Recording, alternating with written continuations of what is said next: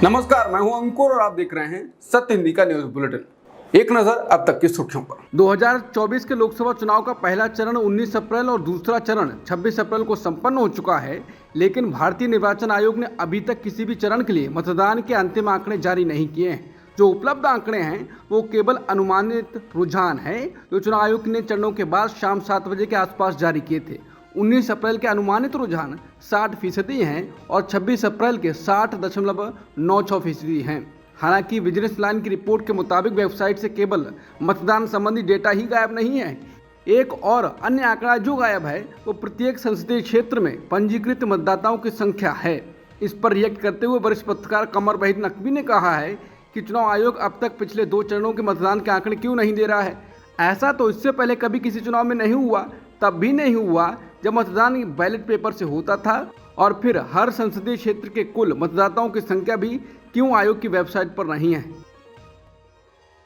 कांग्रेस नेता जयराम रमेश ने कहा है कि ऐसा पहली बार हो रहा है कि पहले चरण के मतदान के 11 दिन बाद और दूसरे चरण के 4 दिन बाद भी चुनाव आयोग ने मतदान प्रतिशत का अंतिम डेटा जारी नहीं किया है। पहले चुनाव आयोग मतदान के तुरंत बाद या 24 घंटे के भीतर मतदान प्रतिशत का अंतिम डेटा जारी करता था। चुनाव आयोग की वेबसाइट पर केवल अनुमानित रुझान आंकड़े ही उपलब्ध हैं। इस देरी का कारण क्या है? इसके अलावा प्रत्येक लोकसभा क्षेत्र और उन लोकसभा क्षेत्रों में शामिल विधानसभाओं में पंजीकृत मतदाताओं की संख्या भी आयोग की वेबसाइट पर उपलब्ध नहीं है। अभी एक चुनिंदा राज्य की बूथवार मतदान सूचियां ही दिख रही हैं। भारत के निर्वाचन आयोग के लिए आवश्यक है कि चुनाव संबंधी सभी आंकड़े समय पर और पारदर्शी ढंग से जारी हों। आम आदमी पार्टी के नेता और दिल्ली सरकार में मंत्री सौरभ भारद्वाज और आतिशी पार्टी के दूसरे नेताओं के साथ मंगलवार को चुनाव आयोग से मिलने पहुंचे। करीब 1 महीना पहले आम आदमी पार्टी ने दिल्ली में भद्दे होर्डिंग लगाने के लिए बीजेपी को जिम्मेदार बताया था और इसकी शिकायत चुनाव आयोग से की थी। इस शिकायत पर चुनाव आयोग ने क्या कार्रवाई की, इसे जानने के लिए पार्टी के नेता चुनाव आयोग पहुंचे। चुनाव आयोग से मिलने के बाद मीडिया से बात करते हुए सौरभ भारद्वाज ने कहा, करीब 1 महीने से भारतीय जनता पार्टी द्वारा आपत्तिजनक भद्दे होर्डिंग लगाए गए हैं और विपक्षी नेताओं को चित्र द्वारा गलत तरीके से दिखाया गया है। हमने ये शिकायत 1 महीने पहले की थी। हमने पूछा कि आपने इस पर क्या कार्रवाई की है। उन्होंने कहा ये बताने के लिए वो बाध्य नहीं है। उन्होंने कहा कमाल है, एक संस्था जिसका काम देश में फ्री एंड फेयर चुनाव कराने का है, जो वॉचडॉग है, वो कह रहा है कि हम बताने के लिए बाध्य नहीं है। मैंने कहा कि आप कब तक एक्शन लेंगे, क्योंकि चुनाव को 1 महीना गुजर गया है। 1 महीना और गुजर जाएगा तो चुनाव ही खत्म हो जाएगा, कब लेंगे एक्शन। उन्होंने कहा कि हम ये भी बताने के लिए बाध्य नहीं हैं। भारद्वाज ने कहा कि मैंने पूछा कि ये तो बता दो कि एक्शन चुनाव से पहले ले लोगे या चुनाव के बाद लोगे। उन्होंने कहा कि ये भी हम नहीं बताएंगे, जब हमारा मन होगा तब हम एक्शन लेंगे, लेना होगा तो लेंगे, नहीं लेना होगा तो नहीं लेंगे। राजस्थान में लोकसभा चुनाव खत्म होते ही फलौदी सट्टा बाजार ने बीजेपी की टेंशन बढ़ा दी है। दूसरे चरण के मतदान के बाद भाजपा की संभावित सीटों के ग्राफ में कमी होती नजर आ रही है। इसके पीछे प्रमुख कारण राजपूत समाज व जाट समाज की भाजपा से नाराजगी होना बताया जा रहा है। फलौदी सट्टा बाजार के मुताबिक 25 में से 18 से 20 सीटों पर बीजेपी मजबूत स्थिति में है, जबकि बाकी सीटों पर बड़ा उलटफेर देखने को मिल सकता है। फलौदी के एक सटोरिये ने बातचीत में बताया कि बाड़मेर, जैसलमेर, सीकर, नागौर, टोंक सवाई माधोपुर, दौसा में कांग्रेस मजबूत हालात में है, जबकि चुरू व भरतपुर में दोनों पार्टियों के बीच कांटे की टक्कर है। लोकसभा चुनाव 2024 के लिए उत्तर प्रदेश के अमेठी से फिलहाल कांग्रेस का उम्मीदवार तय नहीं हो पाया है। प्रत्याशी के नाम में ऐलान से जुड़ी देरी को लेकर पार्टी के कई नेताओं और कार्यकर्ताओं में रोष पनप चुका है। मंगलवार को वहां के गौरीगंज में कांग्रेस दफ्तर पर पार्टी कार्यकर्ताओं ने अमेठी से गांधी परिवार के उम्मीदवार को लेकर प्रदर्शन किया। कांग्रेस के कार्यकर्ता इस दौरान दरी बिछाकर पार्टी दफ्तर के बाहर धरने पर बैठे। वो इस दौरान हाथ में तख्तियां लिए थे जिन पर अमेठी मांगे गांधी परिवार और अमेठी मांगे राहुल गांधी लिखा हुआ था। कार्यकर्ता केरल के वायनाड से पार्टी सांसद राहुल गांधी और कांग्रेस महासचिव प्रियंका गांधी वाड्रा के समर्थन में नारे लगा रहे थे। सत्य हिंदी से बात करते हुए कांग्रेस नेता जयराम रमेश ने अमेठी और रायबरेली को लेकर काफी कुछ कह दिया है। उन्होंने कहा है कि हम सब लोग चाहते हैं कि राहुल गांधी अमेठी से चुनाव लड़ें और 1-2 दिन में औपचारिक तौर पर घोषणा हो जाएगी। इसके अलावा उन्होंने खुद कहा कि आपने रायबरेली के बारे में नहीं पूछा, तो जब उनसे पूछा गया तो उन्होंने कहा कि रायबरेली से हम उम्मीद करते हैं कि प्रियंका गांधी चुनाव लड़ेंगी। केंद्रीय गृह मंत्री अमित शाह ने राहुल गांधी और प्रियंका गांधी के अमेठी रायबरेली से चुनाव लड़ने की अटकलों को लेकर कहा है कि अपनी परंपरागत सीट छोड़कर भागे हैं मैं नहीं मानता कि वो लड़ने की हिम्मत कर पाएंगे। अमित शाह ने कहा कि मुझे नहीं मालूम कि मीडिया जो दिखा रहा है वो सच है या नहीं, लड़ेंगे या नहीं वो भी मुझे मालूम नहीं है। अमित शाह बोले, इतना कन्फ्यूजन ये दिखाता है कि इनमें आत्मविश्वास नहीं है। यूपी में आज जैसे हालात हैं, अपनी परंपरागत सीट छोड़कर भागे हैं। मैं नहीं मानता कि वो लड़ने की हिम्मत कर पाएंगे। राहुल गांधी ने कहा है कि गरीबों के लिए वरदान, वंचितों का सम्मान और हर नागरिक का अभिमान हमारा संविधान। कांग्रेस के सभी प्रत्याशियों और नेताओं से मेरा निवेदन है कि वो नामांकन सभाओं, भाषणों और जनसंपर्क के दौरान पवित्र संविधान को अपने साथ जरूर रखें। गांव-गांव, गली-गली ये ऐलान कर दो कि जब तक कांग्रेस है, भाजपा क्या, दुनिया की कोई भी ताकत भारत से उसका संविधान छीन नहीं सकती। आरजेडी ने पीएम मोदी का वो वीडियो ट्वीट किया है जिसमें वो प्रज्वला रेवन्ना को दिए गए वोट पर कहते हैं कि इनको दिए गए वोट मुझे मजबूती देगा। आरजेडी ने कहा कि 2800 से अधिक महिलाओं के साथ यौन शोषण और दुष्कर्म के आरोपी के पक्ष में प्रधानमंत्री वोट मांगते हैं। प्रधानमंत्री मोदी कह रहे हैं कि इसको दिया गया वोट मुझे मजबूती प्रदान करेगा। बताइए जरा, फिर किस मुंह से ये महिला सुरक्षा शुचिता की बात करते हैं।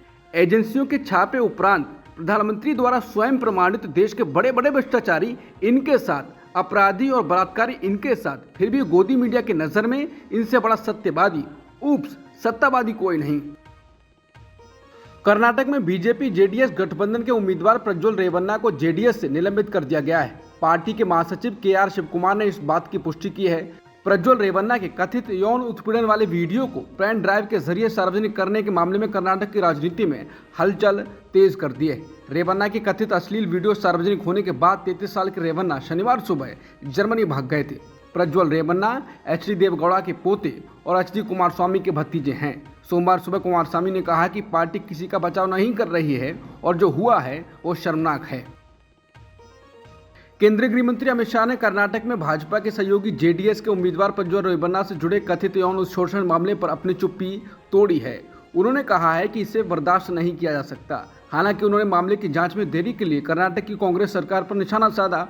उन्होंने कहा कि जो कांग्रेस हम पर आरोप लगाना चाहती है, मैं उससे एक छोटी सी बात पूछना चाहता हूँ, वहाँ किसकी सरकार है? ये कांग्रेस की सरकार है। ये वीडियो आपकी जानकारी में होगा क्योंकि इसे ऐसे वक्त पर रिलीज किया गया है। और अब तक कांग्रेस पार्टी ने कोई कार्रवाई क्यों नहीं की? कार्रवाई हमें नहीं करनी है। कानून एवं व्यवस्था राज्य का मुद्दा है। प्रियंका गांधी जी हमसे सवाल पूछ रही हैं। मैं प्रियंका जी से पूछना चाहता हूं, मुझसे और नरेंद्र मोदी जी से सवाल पूछने के बजाय कृपया अपने मुख्यमंत्री और डिप्टी सीएम से सवाल करें कि सरकार क्या कर रही है, जांच क्यों नहीं हुई? हम जांच के पक्ष में हैं।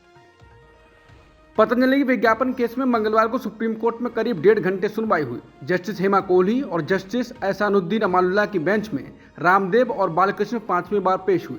पतंजलि की ओर से मुकुल रोहतगी और बलबीर सिंह ने पैरवी की। उत्तराखंड सरकार की ओर से ध्रुव मेहता पेश हुए। वहीं इंडियन मेडिकल एसोसिएशन यानी IMA भी आज के सुनवाई में शामिल हुआ। सुनवाई शुरू होते ही कोर्ट ने पतंजलि के वकील को ओरिजिनल माफीनामा यानी न्यूज़पेपर्स की कॉपी की जगह ई-फाइलिंग करने पर फटकार लगाई। कोर्ट ने कहा कि बहुत ज़्यादा कम्युनिकेशन गैप है। कोर्ट ने इस पर ऐतराज जताया और कहा कि ये जानबूझकर किया जा रहा है। पतंजलि के वकील ज़्यादा स्मार्ट हैं, पूरा न्यूज़पेपर फाइल किया जाना था। कोर्ट ने पतंजलि पर समय पर कार्रवाई नहीं करने को लेकर उत्तराखंड सरकार को भी फटकारा। वहीं कोर्ट ने रामदेव और बालकृष्ण को अगली सुनवाई के लिए पेशी से छूट दे दी है। इस मामले पर अगली सुनवाई 7 और 14 मई को होनी है। भ्रामक विज्ञापन मामले में सुप्रीम कोर्ट की कार्रवाई का सामना कर रहे बाबा रामदेव का एक और झटका लगा है। उत्तराखंड सरकार ने बाबा रामदेव की पतंजलि आयुर्वेद और दिव्य फार्मेसी के 14 उत्पादों के विनिर्माण लाइसेंस को तत्काल प्रभाव से निलंबित कर दिया है। इस बात की जानकारी उत्तराखंड सरकार की तरफ से सोमवार को सुप्रीम कोर्ट में एक हलफनामा दाखिल कर दी गई है। इसमें कहा गया है कि उत्तराखंड सरकार के स्टेट लाइसेंसिंग अथॉरिटी ने इन आयुर्वेदिक उत्पादों के निर्माण के लिए मिला लाइसेंस तत्काल प्रभाव से निलंबित करने का आदेश भी जारी कर दिया है। जीएसटी इंटेलिजेंस विभाग द्वारा पतंजलि फूड्स को कारण बताओ नोटिस भेजे जाने के बाद मंगलवार को सुबह के सौदों में BSE पर पतंजलि फूड्स के शेयर 4% तक गिर गए। जीएसटी इंटेलिजेंस ने रामदेव की इस कंपनी को नोटिस भेजकर कहा है कि कंपनी बताए कि उससे 27.46 करोड़ रुपए का इनपुट टैक्स क्रेडिट क्यों नहीं वसूला जाना चाहिए। जीएसटी इंटेलिजेंस महानिदेशालय ने 26 अप्रैल को कंपनी द्वारा की गई एक रेगुलेटरी फाइलिंग के बाद ये नोटिस भेजा गया है। योग गुरु बाबा रामदेव के नेतृत्व वाली पतंजलि आयुर्वेद समूह की कंपनी पतंजलि फूड्स मुख्य रूप से खाद्य तेल के धंधे में है। अरविंद केजरीवाल की गिरफ्तारी के खिलाफ दायर याचिका पर आज सुप्रीम कोर्ट में सुनवाई हुई। सुप्रीम कोर्ट ने ईडी से बड़े सवाल किए। जस्टिस संजीव खन्ना ने आम चुनावों से पहले गिरफ्तारी के वक्त पर सवाल खड़े किए हैं। उन्होंने कहा कि आम चुनाव से पहले गिरफ्तारी क्यों? ईडी शुक्रवार को सवालों का जवाब देगी। कोर्ट ने कहा कि न्यायिक कार्रवाई के बिना आप यहाँ जो कुछ हुआ है उसके संदर्भ में आपराधिक कार्रवाई शुरू कर सकते हैं। इस मामले में अब तक कुर्की की कोई कार्रवाई नहीं हुई है और यदि हुई है तो दिखाएं कि मामले में केजरीवाल कैसे शामिल हुए हैं। दिल्ली के पूर्व उप मुख्यमंत्री मनीष सिसोदिया को बड़ा झटका लगा है। दिल्ली की राउस एवेन्यू कोर्ट ने मनीष सिसोदिया की जमानत अर्जी खारिज कर दी है। ऐसा दूसरी बार हुआ है जब मनीष सिसोदिया की जमानत याचिका खारिज हुई है। इससे पहले सुप्रीम कोर्ट और हाई कोर्ट ने भी याचिका खारिज कर दी थी। ब्रिटिश फार्मा कंपनी एस्ट्राजेनेका के खुलासे से कोरोना की वैक्सीन लेने वाला हर इंसान हिल गया है। इस वैक्सीन को हम भारत में कोविशील्ड के नाम से जानते हैं। एस्ट्राजेनेका ने इस वैक्सीन को यूनिवर्सिटी ऑफ ऑक्सफोर्ड के साथ मिलकर तैयार किया था।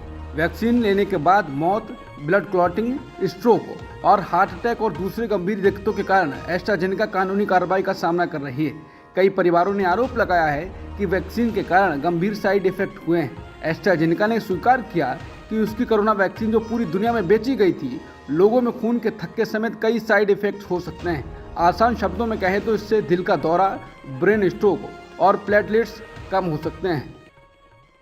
आरजेडी ने ट्वीट कर कोविशील्ड वैक्सीन पर पीएम मोदी से सवाल पूछा है। आरजेडी ने कहा है कि कोविशील्ड वैक्सीन के साइड इफेक्ट्स के कारण हार्ट अटैक से हुई लाखों मौतों एवं भविष्य में भी अगर हार्ट अटैक से आपकी, हमारी अथवा किसी की भी मौत होती है तो इसके जिम्मेदार कौन होंगे? प्रधानमंत्री जी। बीजेपी ने इलेक्टोरल बॉन्ड के जरिए चंदा लेने के चक्कर में करोड़ों देशवासियों को क्या गलत वैक्सीन दिलवा दी? विशेषज्ञ प्रकाश डालें। ट्विटर पर आज अरेस्ट नरेंद्र मोदी ट्रेंड कर रहा है और ये ट्रेंड कोविशील्ड वैक्सीन के कारण कराया जा रहा है। ट्राइबल आर्मी के यूजर अकाउंट ने लिखा है कि मुफ्त की वैक्सीन बोल के मौत की वैक्सीन लगवा दी पापा। हंसराज मीना लिखते हैं कि कोविशील्ड वैक्सीन के साइड इफेक्ट्स से भविष्य में हार्ट अटैक से मेरी मौत होती है तो इसके लिए जिम्मेदार पूनावाला और मोदी होंगे। वो लिखते हैं कि प्रधानमंत्री मोदी ने मेरी समेत करोड़ों लोगों के जीवन के साथ खिलवाड़ किया है। मैं इस व्यक्ति को कभी माफ नहीं करूंगा। कुछ लोग अखिलेश यादव की तारीफ कर रहे हैं जो कह रहे थे कि मैं अभी वैक्सीन नहीं लगवाऊंगा। मैंने अपनी बात कह दी, वो जो बीजेपी लगाएगी उसका भरोसा करूंगा मैं। अब लोग कह रहे हैं कि अखिलेश यादव बुद्धिजीवी आदमी हैं, विदेश में पढ़े लिखे हैं, लंबी और गहरी समझ रखते हैं। लोगों को आज समझ में आ रहा होगा।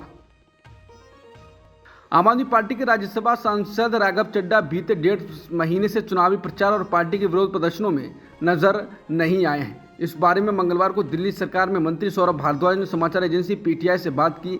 सौरभ भारद्वाज ने कहा कि राघव अपनी आंख की सर्जरी के लिए यूनाइटेड किंगडम में रुके हुए हैं। बताया जाता है कि काफ़ी गंभीर समस्या थी, ब्लाइंडनेस भी हो सकती थी।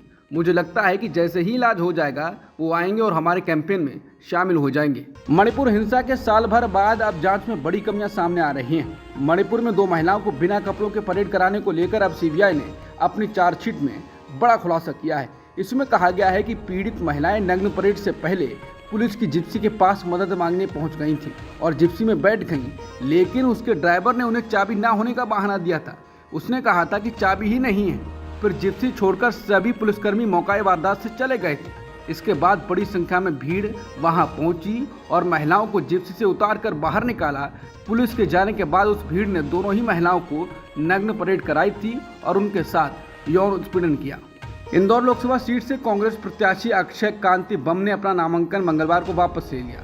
बीजेपी नेता कैलाश विजयवर्गीय ने ट्वीट करके बताया है कि अक्षय कांति बम बीजेपी में शामिल हो गए हैं। इस मामले पर मध्य प्रदेश कांग्रेस अध्यक्ष जीतू पटवारी ने कहा है कि ये लोकतंत्र पर खतरा है कि बिना वोट के जनप्रतिनिधि बनेंगे। जीतू पटवारी ने पत्रकारों से बात करते हुए कहा कि इंदौर के लोगों को सोचना चाहिए कि लोकतंत्र क्यों खतरे में है, हमें ऐसी परिस्थिति में क्या करना है, इसकी विस्तृत रणनीति बनाई जाएगी। केंद्रीय गृह मंत्री अमित शाह ने मंगलवार को अपने फर्जी वीडियो को लेकर कांग्रेस पर निशाना साधते हुए कहा कि विपक्ष को घोषणा पत्र पर चुनाव लड़ना चाहिए, न कि फर्जी वीडियो पर। शाह ने कहा कि राहुल गांधी के नेतृत्व में राजनीति निचले स्तर पर पहुंच गई है। अमित शाह ने कहा कि कांग्रेस की हताशा इस स्तर तक पहुंच गई है कि उन्होंने मेरे और कई अन्य भाजपा नेताओं के फर्जी वीडियो फैलाए हैं। मुख्यमंत्रियों, प्रदेश अध्यक्ष और अन्य लोगों ने भी ऐसा किया है। आज कांग्रेस पार्टी के प्रमुख नेता पर आपराधिक मामला चल रहा है। ये कार्रवाई उनकी हताशा और निराशा का संकेत है। जब से राहुल गांधी ने कांग्रेस की कमान संभाली है, राजनीति का स्तर एक नए निचले स्तर पर चला गया है। पश्चिम बंगाल के सीएम ममता बनर्जी ने दावा किया है कि बीजेपी लोकसभा चुनाव के 2 चरणों में अपनी जमीन खो चुकी है। ममता ने कहा कि बीजेपी आने वाले वक्त में हारने से डरी हुई है। वो कहती है कि हर गुजरते दिन और चरण के साथ बीजेपी को हार का डर सता रहा है। चुनावों के 2 चरणों में वोट फीसद कम हुआ है। बीजेपी को लगता है कि वो जीत जाएगी तो वो गलत है। शुरुआती 2 चरणों में बीजेपी के लिए वोट नहीं पड़ा है। 5 चरण बाकी हैं और उन्हें बड़ी हार का सामना करना होगा। वहीं खड़गे ने कहा कि जब से पीएम मोदी को पता चला है कि कांग्रेस 2 चरणों में आगे चल रही है तो अब से वो चिंतित हैं। योगेंद्र यादव ने कहा है कि आज से कुछ महीने पहले ऐसा माहौल बना दिया गया था कि तब सबको लग रहा था कि अब तो खेल खत्म हो गया। हमको भी मायूसी हो रही थी, लेकिन पिछले 10 दिनों से घूम रहा हूँ। एक बात गारंटी से बताता हूँ कि राजस्थान में जहाँ बीजेपी को 25 से 25 सीटें आई थी, वहाँ अब सवाल नहीं उठता कि बीजेपी क्लीन स्वीप कर दे। 5 से 8 सीटें हार रही है, आप लिख लीजिए। वो स्वीप नहीं कर रहे हैं। उन्होंने कहा कि हरियाणा में लोग इनको गांव में नहीं घुसने दे रहे हैं, लेकिन सबसे बड़ी बात उत्तर प्रदेश में इस बार वे 62 सीटें बचा नहीं सकते। 50 मुझे दिखाई नहीं दे रही। योगेंद्र यादव ने कहा कि इस लोकसभा चुनाव में मोदी की मौजूदगी बाकी तमाम मुद्दों को एक किनारे सरका कर लोगों के दिमाग पर छाने के मामले में अब नाकाफी है। साधारण राजनीति वापस आ रही है और लंबे वक्त से दबे चले आ रहे मुद्दे अब उभर रहे हैं। टीम इंडिया ने T20 विश्व कप 2024 के लिए टीम घोषित कर दी है। टीम की कमान रोहित शर्मा को सौंपी गई है। बीसीसीआई ने लंबे चौड़े मंथन के बाद टीम का ऐलान किया है। रोहित शर्मा की अगुवाई वाली टीम में बतौर विकेट कीपर ऋषभ पंत और संजू सैमसन की वापसी हुई है। केएल राहुल को मौका नहीं मिला है। हार्दिक पांड्या उपकप्तान हैं। शिवम दुबे का भी चयन हुआ है। शुभमन गिल और रिंकू सिंह को रिजर्व खिलाड़ियों में चुना गया है। चयनकर्ताओं ने युजवेंद्र चहल पर भी भरोसा दिखाया है। अब तक की सुर्खियों में इतना ही। बाकी खबरों के लिए बने रहिए सत्यहिंदी.com के साथ।